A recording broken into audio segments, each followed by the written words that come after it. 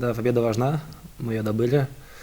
Что касаемо эмоций, то в любом случае они положительные, и любой человек, который забивает, а я забиваю не столь часто, как это происходит, поэтому я вдвойне положительно, все классно, все довольны, все счастливы. Мог быть хитрик, что-то не получилось. Но я просто решил, что сразу 3 забивать как-то не очень, начну с 2, перейдем на 3 потом.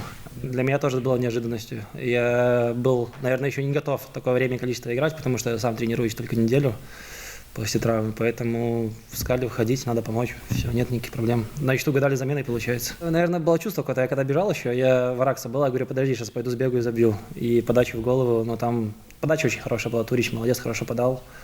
Оставалось только попасть в ворота. Мы пропустили, можно сказать, в раздевалку. Было бы, наверное, намного сложнее. А за счет того, что мы забили, то как-никак в раздевалку в роли победителя уходить легче. Но мы просто вышли, понимали, что мы должны эту игру забирать 3 очка должны забирать победу и выходили только с этой целью.